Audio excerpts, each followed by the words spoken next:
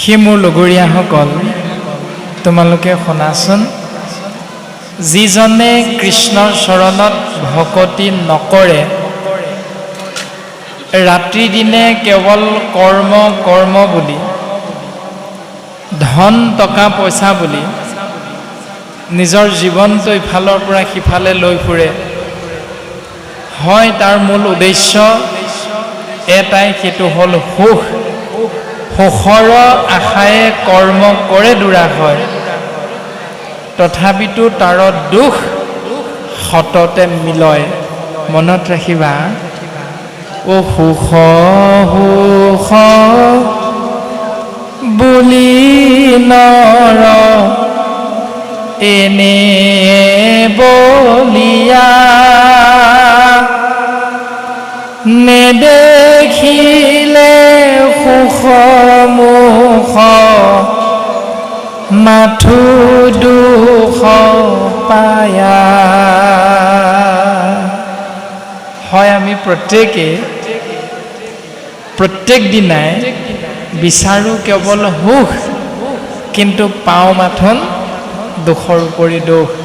ইয়াৰ কাৰণ কি? কাৰণটো হ'ল ঈশ্বৰৰ চিন্তাৰ পৰা নিজক আঁতৰাই ৰখা।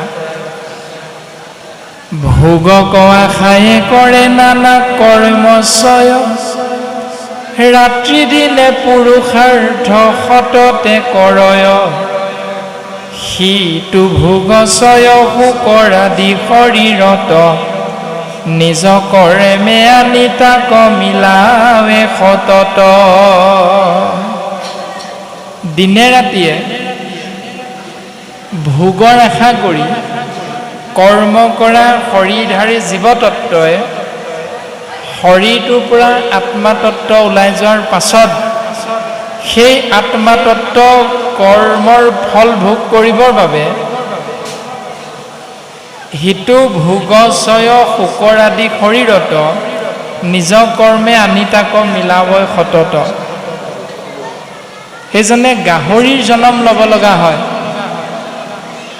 এয়া প্ৰহ্লাদে লগৰীয়া শিশুসকলক উপদেশ দিছে। এতিয়া আমি চিন্তা কৰিব লাগে যে আমিও যদি কেনেবাকৈ ঈশ্বৰ চিন্তাৰ বিপৰীতে জীৱনটো আগবঢ়াবলৈ চেষ্টা কৰোঁ, তেতিয়াহ'লে আমিও মনুষ্য শৰীৰটো এৰাৰ পাছত আমি গাহৰিৰ শৰীৰত গৈ প্ৰৱেশ কৰিব লাগিব। ওৰামে হেন ভোগে আশা কৰে নৰ দুৰাশয়,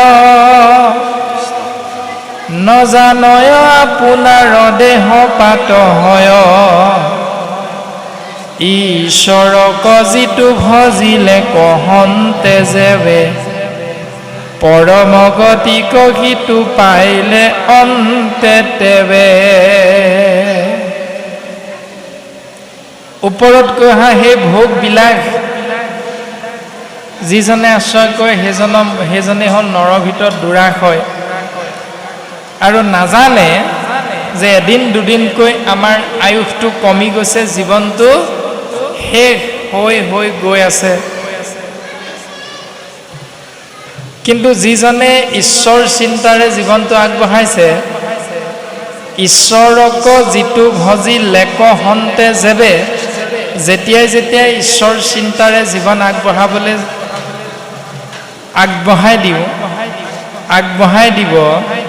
আগবঢ়াই দিয়া হৈছে, পৰম গতিক সিটো পাইলে অন্তে তেবে।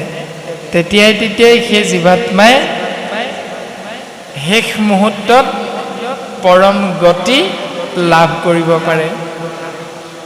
এতেকে সে অধুগতি গৈল দুৰাশয়, মৰিলেও সিটো ঘোৰ নৰক ভুঞ্জয়। পুত্ৰ ভাৰ্যা গৃহ ধন আনু আছে যত, আতেখে নিশ্চয় মতি কৰয় সতত। সেইকাৰণে সেই আত্মা অধুগতি হয়। কোনটো আত্মা? যিটোৱে ঈশ্বৰৰ চিন্তাৰ বিপৰীত চিন্তাৰে জীৱনটো আগবঢ়াই নিবলৈ চেষ্টা কৰোঁ। ৰামে ৰাজ্য কুশ গজ আনু অমাত, ওচৰতে ক মূৰ বুলি সিটো সদা আছিলে ক কিবা কাৰ্য সাধিবে কনে দেখো বিচাৰি পুত্ৰ ভাৰ্যা দেহে নাই অধুগতি যায়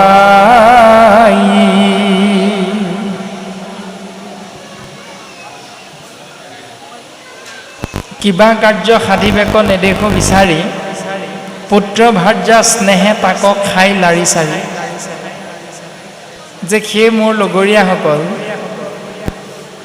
মোৰ বুলি যিজনে সদায় জীৱনটো আগবঢ়াই নিম মোৰ ল'ৰা মোৰ ছোৱালী মোৰ ধন মোৰ সম্পত্তি মোৰ মাটি মোৰ বাৰী মোৰ গাড়ী আদি ভাৱনাযুক্ত হয় যিসকলে আমি জীৱনটো আগবঢ়াইছোঁ পুত্ৰ ভাৰ্যা স্নেহে তাকে খাই লাৰি চাৰি মৰিলেও সুখ নাই অধুগতি যায় ঘোঁৰা ঘূৰ নৰকক ভুঞ্জয় সদায় এহিমতে তুচ্ছ দেহ পৰম নশ্বৰ তাতে আশা কৰি কৰ্ম আচৰে বৰ ঠিক তেনেকৈ এই শৰীৰটো খন্তেকীয়া এই খন্তেকীয়া শৰীৰটোৰ কিবা এটা সুখ অনুভৱ কৰি আমি যিবিলাকে সংসাৰত কৰ্মত ব্ৰতী হওঁ তেওঁলোকে এই সংসাৰ এৰিলে ঘোঁৰা ঘূৰ নৰকক ভুঞ্জিব সদায় সেই মোৰ লগৰীয়াসকল কথাটো মনত ৰাখিবা এই বুলি প্ৰহ্লাদে সুন্দৰভাৱে উপদেশ প্ৰদান কৰিছে সেইকাৰণে দেহটো কেৱল এটি চিনাকিৰ বাবেহে আমি বুজি পাব লাগিব এহিমতে তুচ্ছ দেহ পৰম নশ্বৰ তাতে আশা কৰি কৰ্ম আচৰে বৰ দেহটোৰ মংগলৰ অৰ্থে যিসকলে আমি কৰ্ম কৰিম তেওঁলোকক শাস্ত্ৰই কৈছে বৰ এৰাম অনৰ্থত অৰ্থ বুদ্ধি কৰে দুৰাশয় নিত্যানন্দ প্ৰভু কৃষ্ণ তাহাংক ঢাকয় হে নজানি মূৰ বাণী শুনা দৈত্য ছয় কৰ্ম কৰি কেৱলে সে দুখক পাৱয় কৰ্ম আৰাধে যিটো হুয়া বদ্ধ মন ফলনুহি কয় হুৱে আপুনি বন্ধন কৰ্মদ্বাৰে উপজয় মৰয় সংসাৰে আপুনিও বদ্ধ হৈ নিজ অহংকাৰে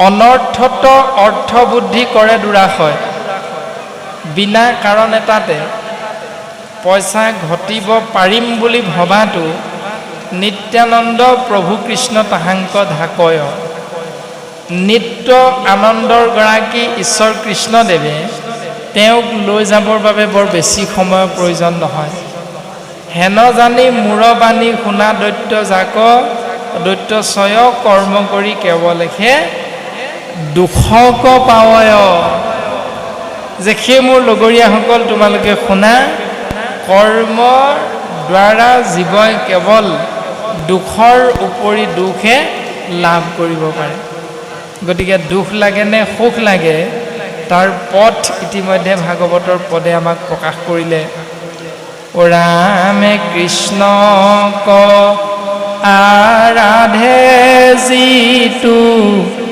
হুয়া বদ্ধ মন ফলনুহি কয় হুৱে আপুনি বন্ধন কৰ্মদ্বাৰে উপজয় মৰয় সংসাৰে আপুনিও বদ্ধ হৈ নিজ অহংকাৰে।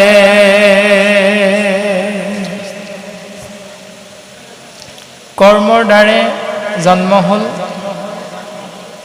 সংসাৰত জন্মগ্ৰহণ কৰিলোঁ, কিন্তু অহংকাৰৰ দ্বাৰা আপুনি আমি সংসাৰ বন্ধনত লাহে লাহে বান্ধ খাই পৰিলোঁ। কেৱল সেই জন্ম মৰণৰ হেতু হুৱে, কৃষ্ণ চৰণ নকমতি তাহাৰ নচুৱে। হেন জানি দৈত্য শিশু শুনিও বচন, কৃষ্ণ পাদ পদ্মে সবে লৈব শৰণ।